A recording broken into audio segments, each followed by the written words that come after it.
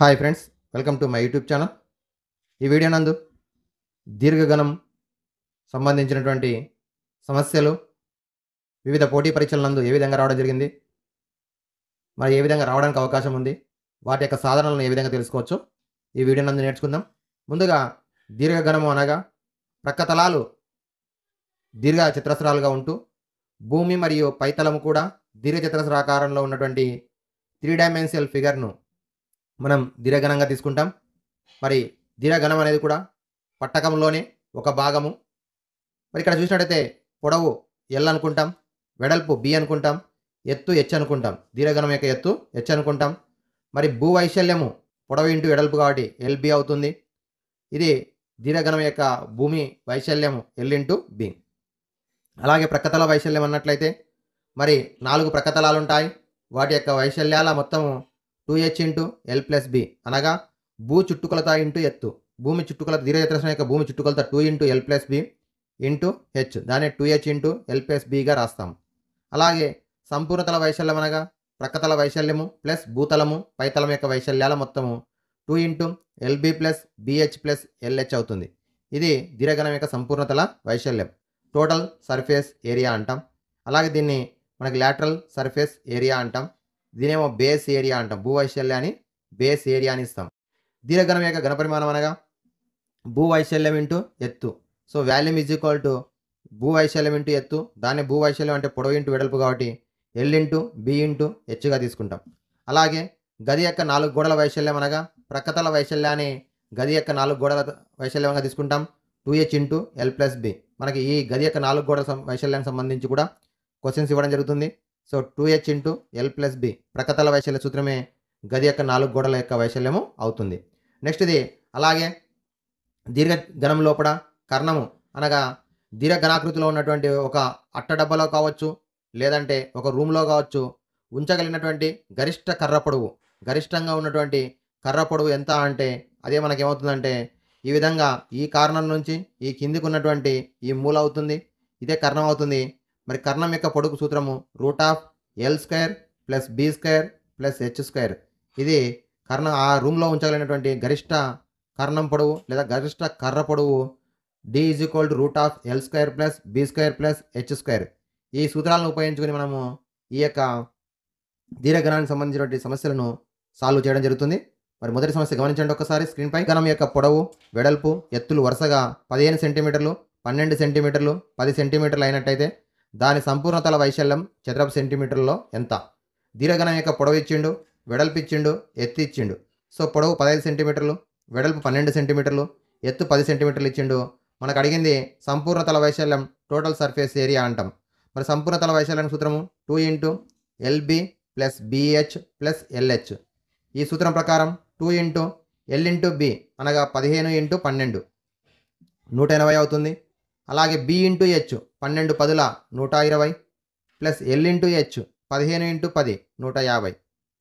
అలాగే బ్రాకెట్లో ఉన్నటువంటి 3 సంఖ్యల మొత్తం 180కి 120 కలిపితే 300, 300కు 150 కలిపితే 450. 450 ఇంటూ 2 900 అవుతుంది. 900 చదరపు సెంటీమీటర్ లేదా సెంటీమీటర్ స్క్వేర్ లేదా స్క్వేర్ సెంటీమీటర్ అని రాస్తాం. ఈ విధంగా దీర్ఘగణం యొక్క సంపూర్ణతల వైశాల్య సూత్రం ఉపయోగించుకొని 2 ఇంటూ ఎల్బి అనగా 180 ప్లస్ బిహెచ్ అనగా 120 ఎల్హెచ్ అనగా 150 కూడితే 450. 450కు డబల్ చేసినట్టయితే 900 చదరపు సెంటీమీటర్లు. Option 2 is the correct option. Okay, observe the second question. ఒక దీర్ఘగణం యొక్క పొడవు వెడల్పు ఎత్తులు వరుసగా 22 సెంటీమీటర్లు, 10 సెంటీమీటర్లు, 8 సెంటీమీటర్లు అయినట్టయితే దాని సంపూర్ణతల వైశాల్యం చదరపు సెంటీమీటర్లో. సేమ్ క్వశ్చన్ ఇచ్చిండు. మరి పొడవు వెడల్పు ఎత్తులు ఇక్కడ మనం చూసినట్టయితే పొడవు 22 సెంటీమీటర్లు, వెడల్పు 10 సెంటీమీటర్లు, ఎత్తు 8 సెంటీమీటర్లు ఇచ్చిండు. మనం చూడాల్సింది ఈ ప్రమాణాలు కూడా చూసుకోవాలి. సెంటీమీటర్ సెంటీమీటర్ సెంటీమీటర్ సేమ్ ఉన్నా లేదా చూసుకోవాలి. ఒకవేళ మీటర్లో ఉన్నట్టయితే అన్నిటిని కూడా ఒకే ప్రమాణంలోకి మార్చుకోవాల్సి ఉంటుంది.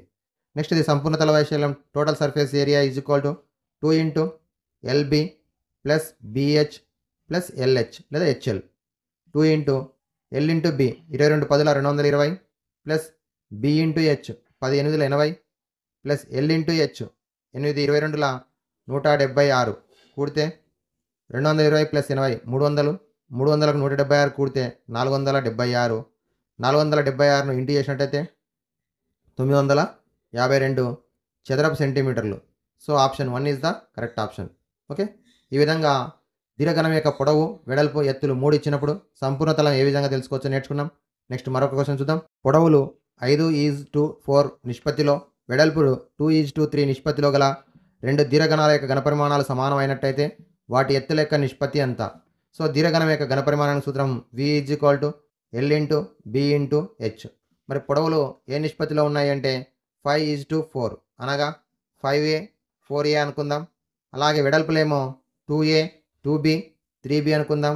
మరి ఎత్తులైతే తెలియదు, కానీ రెండింటి యొక్క దీర్ఘగణాల యొక్క ఘనపరిమాణాలు సమానం అనగా V V అవుతుంది. ఇప్పుడు L1 B1 H1 L2 B2 H2 అవుతుంది. ఘనపరిమాణాలు సమానం కానీ పొడవు, వెడల్పు, ఎత్తులు వేరువేరుగా ఉన్నాయి కాబట్టి L1 B1 H1 L2 B2 H2 రాసుకున్నాం. ఇప్పుడు L1 అనగా 5A, అలాగే B1 అనగా 2B, H1 అంటే తెలియదు, L2 అనగా 4A 3B H2. రెండింటిలో BB క్యాన్సల్, AA క్యాన్సల్ అవుతుంది. ఇప్పుడు H1/H2 కావాలను ఇటువైపు 4 3 12, ఇటువైపు 5 2 10, 12/10 అవుతుంది. 2 6 2 5 6:5. Option 2 is the correct option. Option 2. మనకు ఘనపరిమాణాలు సమానము అయితే పొడవు, వెడల్పు, ఎత్తులు వేరువేరుగా ఉన్నాయి కాబట్టి వాటి నిష్పత్తిని పదాల్లోకి మార్చితే 5A 4A 2B 3B అనుకున్నాం. మరి సబ్స్టిట్యూట్ చేసి H1/H2 కావాలి ఘనపరిమాణాల నిష్పత్తి అనగా. సో ఈ రెండు కూడా గుణిస్తున్నాయి, రెండో వైపు వస్తే భాగిస్తాయి కాబట్టి 10 రాసుకుంటాం. 2 6 2 5 6:5. Option 2 is the correct option. Okay. Next question. 4th question. Find the volume of the cuboid whose dimensions are 15 meters 22 meters and 5 meters. 15 మీటర్లు, 22 మీటర్లు మరియు 5 మీటర్లు కొలతలు కలిగినటువంటి దీర్ఘగణం యొక్క ఘనపరిమాణము ఈ కింది వాటిలో సరైనది ఏది? మరి ఘనపరిమాణం సూత్రము L × B × H. L అనగా 15 మీటర్లు ఒకటేమో 22 మీటర్లు, ఇంకొకటి 5. సో మూడింటిని గుణిస్తున్నాం కాబట్టి మీటర్ క్యూబ్ వస్తుంది.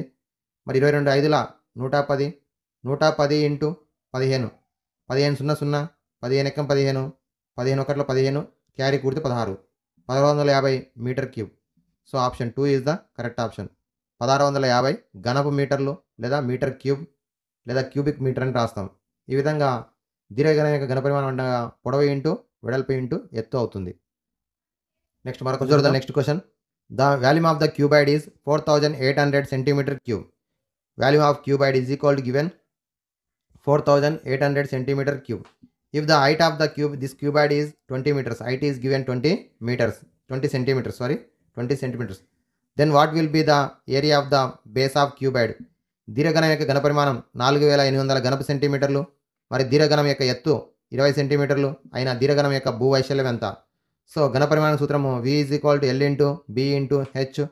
ఘనపరిమాణం 4800, అడిగిందేమో భూవైశాల్యం కాబట్టి L × B. మరి ఇది కావాల్సిందే L × B.